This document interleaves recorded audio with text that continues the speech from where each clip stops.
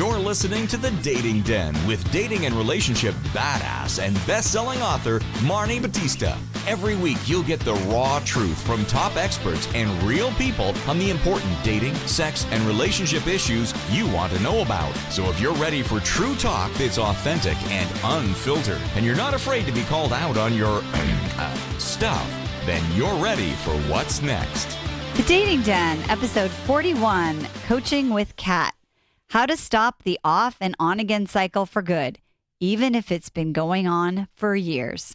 All right, ladies, welcome back to another crazy ass episode of the Dating Den. No, not really. They're not really crazy ass, but I love coaching women in the Dating Den because, you know, I get so many comments from our listeners who are like, oh my God, she is me. That was so helpful. So when my team came across Kat, this is one I was like, oh my God, you know, so many women that we deal with face what Kat's going through. And I was in a relationship after my divorce for like 2+ years with someone that was on and off and literally brought me to my knees. So I feel, and I think you're really going to get a lot of value from this conversation with Kat. So Kat, thank you for being so courageous and stepping into the den with me.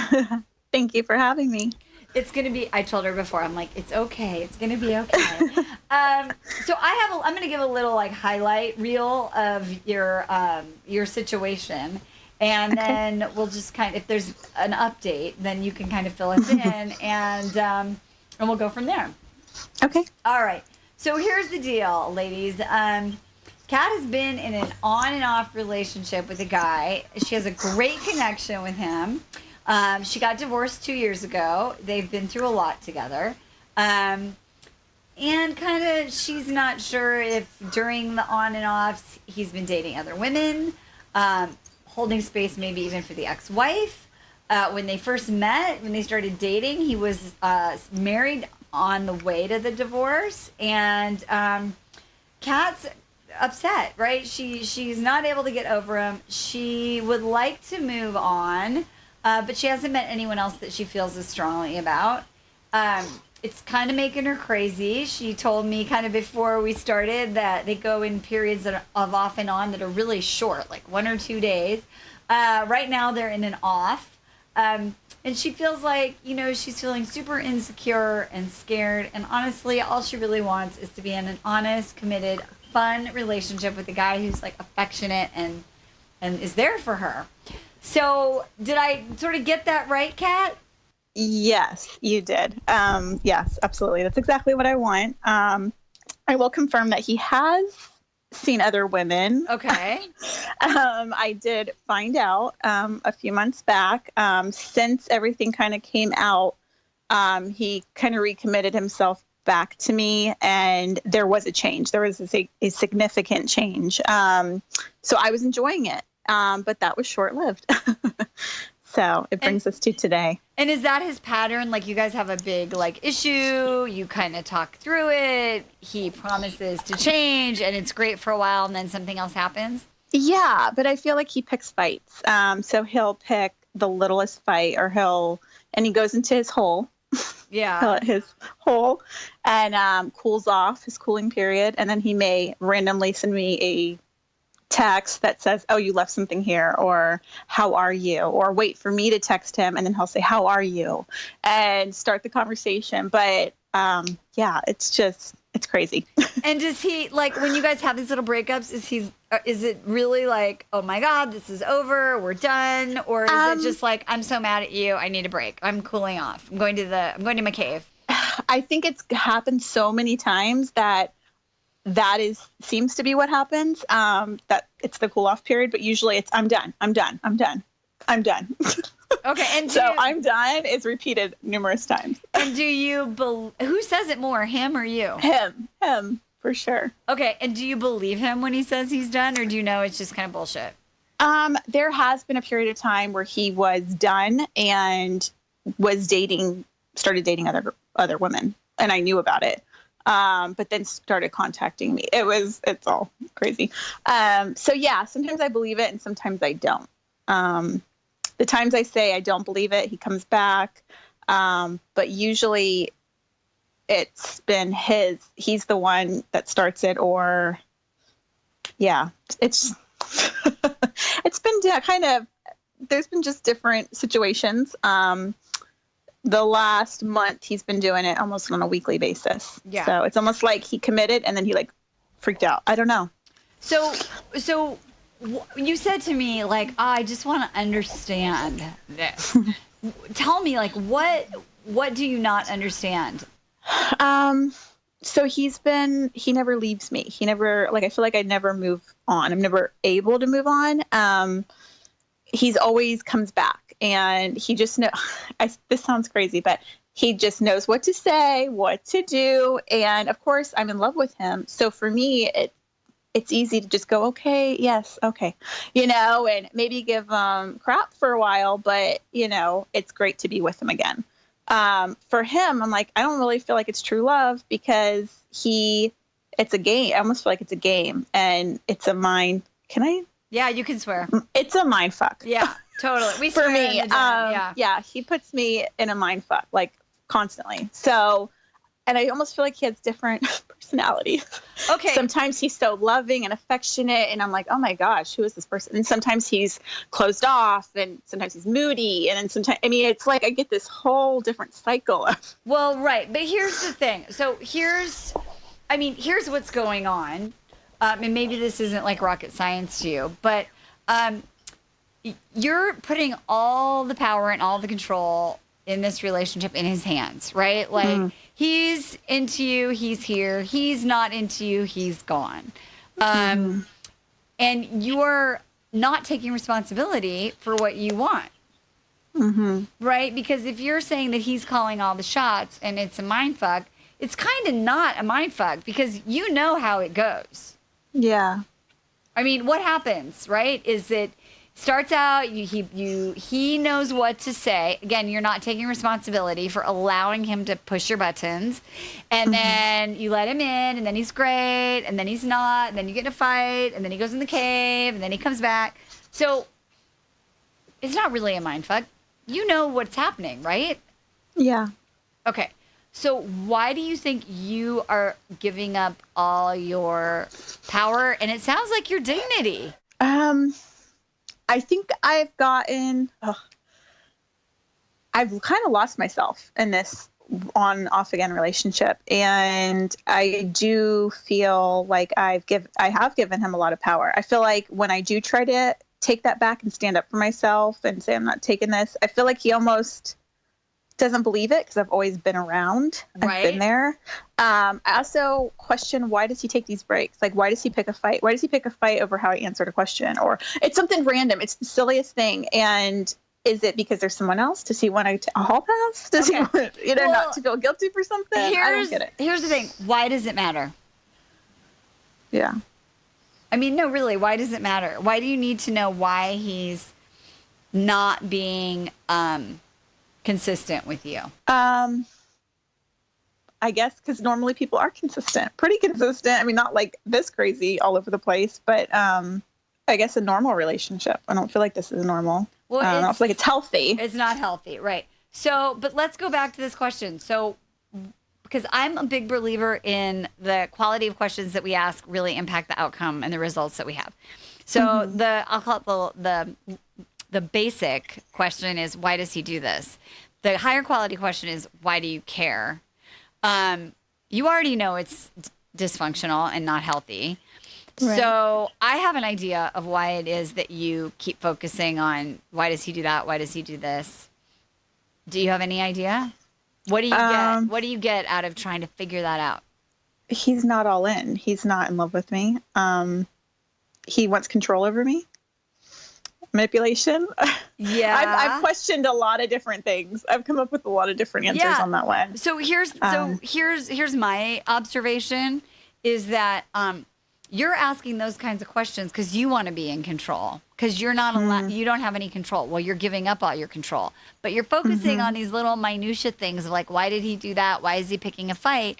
Because you're so focused on like bending yourself into a pretzel and all the mental gymnastics try to be who you think he wants you to be, that it makes you feel like, if I could just figure out this one thing. Yeah. Right? Yeah. In a sense, yeah. I mean, and he does this push and pull with me. So it's been this constant battle of, Right. I don't know. Well, you do know. You're allowing yourself to be pushed and pulled. Right? Yeah. So one of the really important tools that I teach my clients is what I call a romantic rut, which is basically like a vicious cycle, which is what you're in. Right? Like it starts off this way, then at 1 or 2 o'clock on the clock, like this happens. It makes you feel, it makes you think, it makes you do. Then you do that, then he does that, then you do this, right? And it always kind of goes back, right? It's a 100% guarantee outcome, yeah? Yes. Okay. So, and I feel you because I literally like spent 2 years like this. So I completely understand. So what I really want to ask you is that if I were to tell you the way out, would you be willing to do it? I'm at that point that yes, because it's consumed 2 years of my life. Yeah. So, and it's getting old. Yeah. And so what's the damage? What's the cost to you? From what's been done or what? Well, wasted years, insecurity. I've never been so insecure. I've never been so sad and broken. I feel like I'm a mess half the time. I don't function the way I normally did, and I'm crying. I'm consumed over him and what's happening and what is he doing, and if this is gonna freak him out, or if he's gonna get upset with this, or if else his mood's gonna be, that kind of thing. And I'm like, is he on? Is he off? Is he gonna be nice? Gonna be loving? Like, what am I gonna get today? Well, and yeah.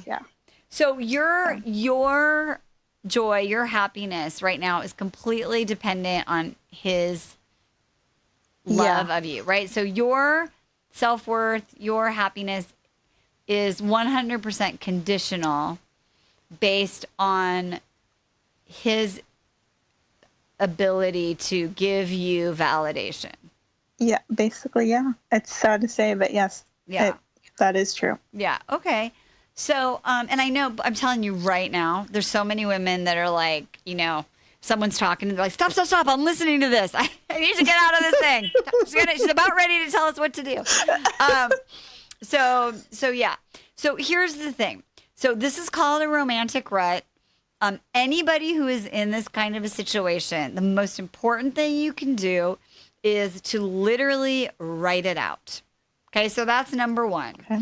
So, and I'm going to tell you sort of what to do once you do that, but it's literally like at 12 o'clock, you're going to be like, what are we calling him? What's his name? I have a name for him, but inconsistent guy. I'd call him Crumbs guy. Douchebag. Okay. So douchebag apologizes and texts me and says, hey, what's up? Or I'm thinking of you. Right? I mean, that's how it starts. You play the game, he goes in the cave, he comes back. So that's like at 12 o'clock. So when that happens, what do you think? Okay, so he made the first move. Yeah. And am I going to respond? How am I going to respond? Okay, so do I want to respond? Okay, so you're thinking like, what's my best move? Yep. Okay, because you want to get a certain reaction. Right. So you're trying to control. Okay. Okay, so I try to control the situation by crafting the perfect response. Yeah. Okay, so that's what you're thinking. How do you feel when all this is going on? Heart starts racing a little bit. I'm like, okay, so he contacted me. Sometimes I'm like, ugh, typical. It depends on what went down right before. But yeah, I do. I guess I get a little bit, heart stops for a second. I'm like, okay. He texted me, or he reached out to me, that kind of thing. And it makes me feel almost like an instant happiness, but not happy, just a like, okay, that feels good. Cause then I'm like a ball of anxiety before that. Right. So you get a little dopamine hit, like a chemical hit that makes you feel like you got the right answer. But it also sounds like it makes you feel a little scared and a little sad and probably a little mad too. Cause like, here we go again. Yeah, a mix of emotions, I would say. Yep, after that. little hit of dopamine. Yeah. Okay. And so then what you do is, you craft some handy dandy response. Mm-hmm. Right? Yep. Okay. So, we don't have time to walk through this whole thing, but I want to get you started. So that would be like at the 12 o'clock on the clock face. So then the 3 o'clock, you draw a little arrow, and then what happens next? So now you respond. What happens next? It starts the conversation, and usually he'll lead into a bunch of questions. Do you have your kids? What have you been up to? What are your plans? Like, it's just always, he wants to ask me 20 questions. Okay. So then what are you thinking at this point? I'm like, he just wants to know what's been going on. Like, he just wants to know what I'm doing, if I've met anybody, if I've moved on yet, that kind of thing. So okay. it just depends on the list of questions. So it's okay for him to ask, but heaven forbid I do that. Okay. So you're a little resentful. Mm-hmm. You're feeling resentful. You're thinking, here we go again. Like, I have to tell him all this stuff. And then what do? Do you answer the questions? Usually, or I'm very vague.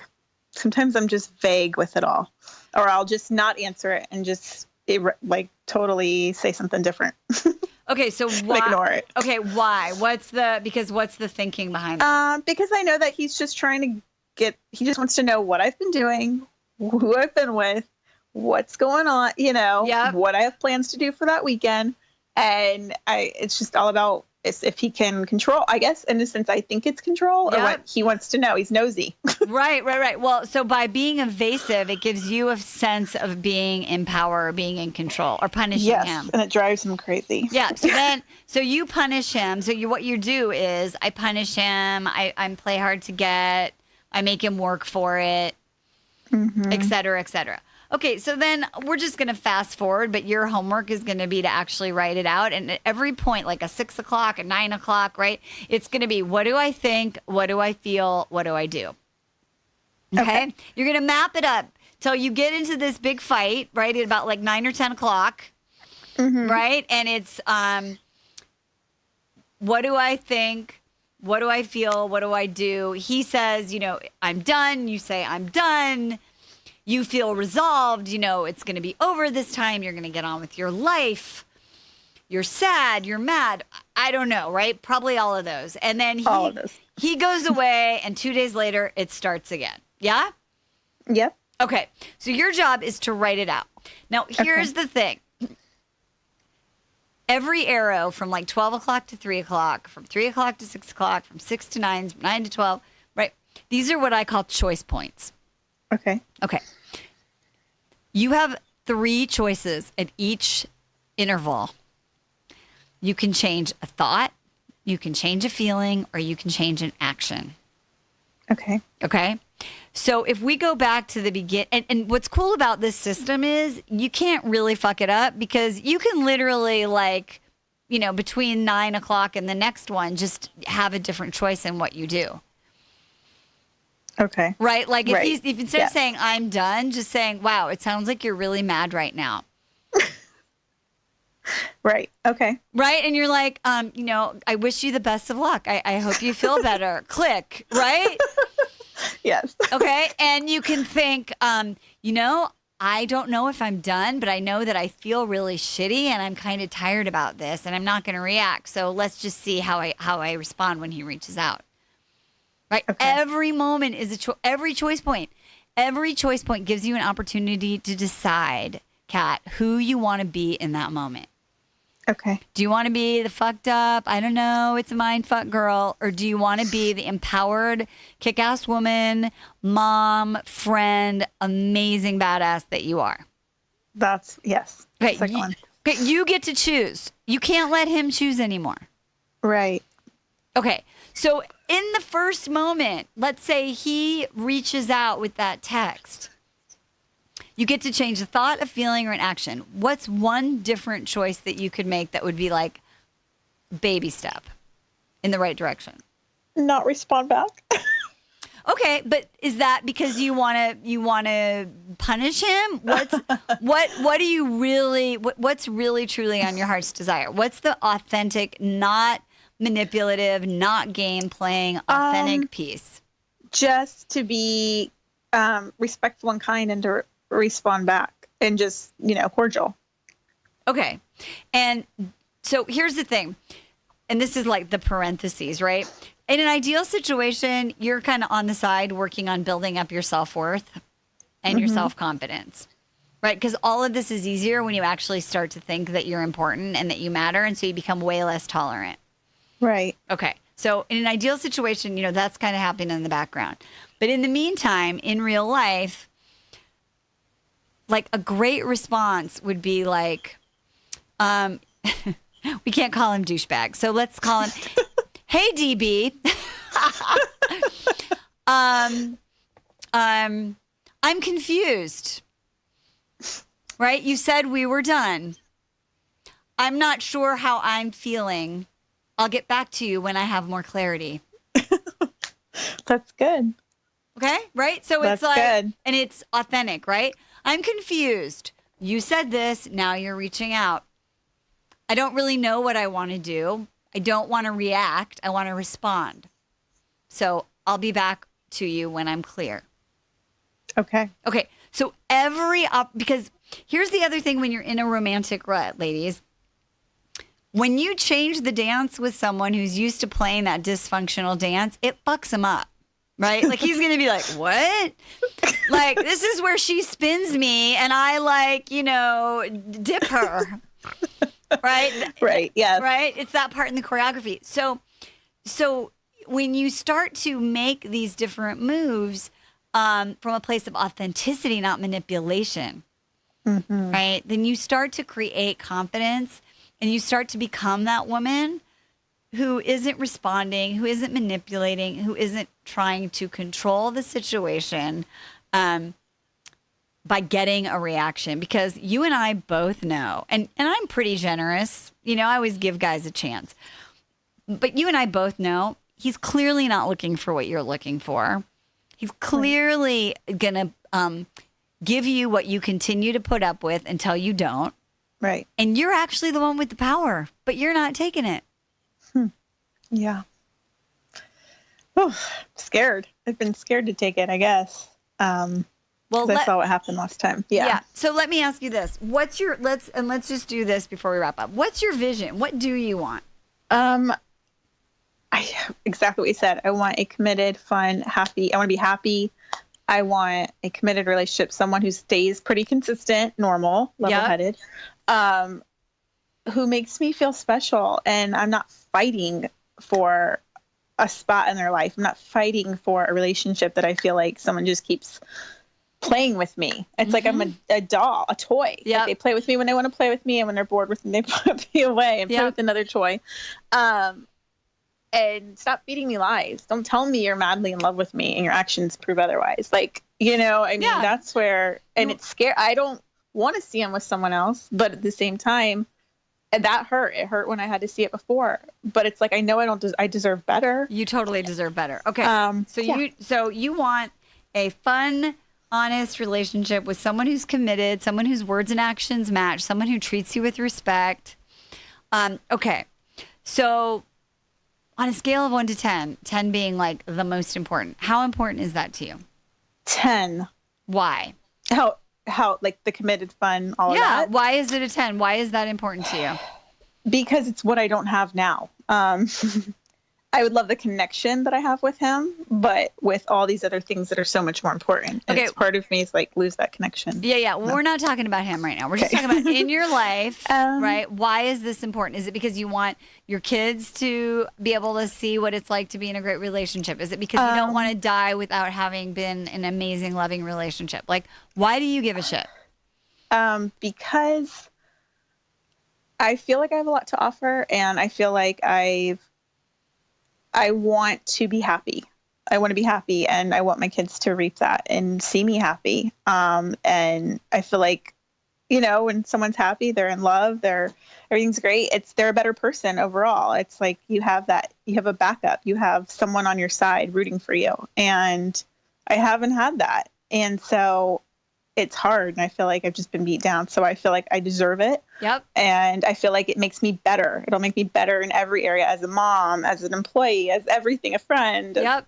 This woman, I mean, build my confidence back up. It will make me feel better. And yeah. So it sounds overall. like everything that you care about depends on your next move. Yeah. Right? Okay. Right. So here's the thing, and this is what you have to do when you're in this choice point.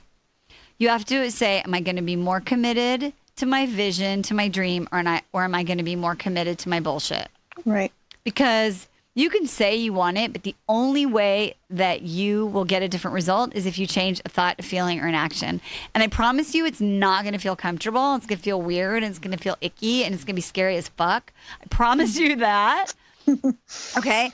But you are in control of your life. So you are either going to make choice. And so I hope that I have turned the light on. This is like an alcoholic going to the bar and realizing they're an alcoholic. It's never the same. It's never quite as fun because right, that you're an alcoholic. So my job here in 30 minutes or so is to turn the light on. Every time you make a decision that is not in alignment with your vision, you are being more committed to your bullshit than you are to that vision for your kids and for your entire life. Right. You're right. So I don't want you to think about it as like, oh, should I text him back? What am I going to get him? If I do that, I want you to really ask yourself that higher quality question and say, Kat, how am I going to act in this moment, right? Every moment gives me an opportunity to define who I want to be in that moment. Who am I going to be? The woman who's committed to her bullshit or the woman who's committed to her vision? Right. And you might fall down, right? Because remember, though, it's that rut. So you got to 5 other options on the rut to start making a different choice. It's never too late. Right. So what's your takeaway from this conversation? Enlightenment, which is exactly what I wanted. Knowing that I can have control and I can have the things that truly make me happy, but it's going to take balls. Yeah. Pretty much. And go about it a different way, maybe not respond and react the way he's used to me, or he's trying to get a reaction, whether it's good or bad. And I'm so easily I react. I'm too emotional about it. And if I just, change my way and my pattern of reacting and do the action or the thought or the feeling, then it can completely change my whole path, which is what I need it to do. So. Yeah. And I literally want you to write, I do want you to write this out. And I will tell you, and I don't know if you've heard this story, some of my listeners have, but I had this guy in my life for 2 years, Johnny Locke, and same thing, back and forth. And I discovered this tool of this romantic rut, and I wrote it out, and I wrote it on notebook paper, college ruled notebook paper. And he was like, I done this workshop, and I was feeling all empowered. And he, of course, said all the right things. And I was like, I'm just going to go over and thank him for being the catalyst and me getting my shit together. And I took that little notebook piece of paper and I folded it into, a square that fit in my back pocket of my jeans. And I sat in the car and I meditated and visualized and all this bullshit, but it was good, but whatever. And I went in there and, literally in 2 seconds, he said everything. Oh, you look so good. Everything's changed. I can tell you're really calm, all this stuff. And I literally saw the paper that was in my pocket. And I was like, oh my God, I'm in choice point number 1. And then he said the next thing, oh my God, I literally think I could possibly kiss him right now. I am in choice point number 2. And I'm like, I got to go to the restroom. And I went to the bathroom and I pulled out that ratted little paper and I looked at it and I looked at it all the way around. And I said, if I do not make a different choice right now, I will end up in bed with him, resolved next week that I will never do that again. That is what will happen. And I thought, this is the moment in my life where I either get my shit together or I say that I want to and I keep doing the same old thing. And I'm not kidding you, Kat. I literally walked out of the bathroom. It looked like, I'd seen a snake. And I was like, you know what? I got to go. And I literally ran out the door like the house was on fire. Oh, wow.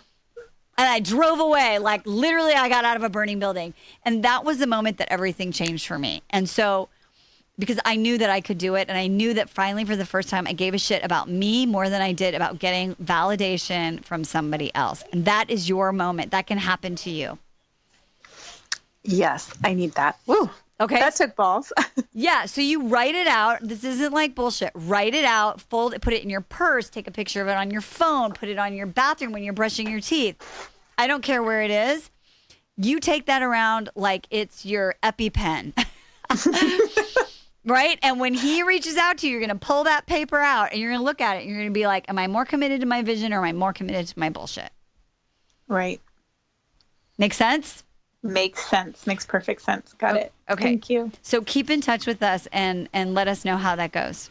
I will. Thank you. And send my love to douchebag. Just kidding. All right. Thanks for being here, Kat. Ladies, love you for listening. Send all your good love and vibes to Kat. Give her the power. And don't forget, all of you all, date with dignity. We'll talk to you next time. Bye-bye.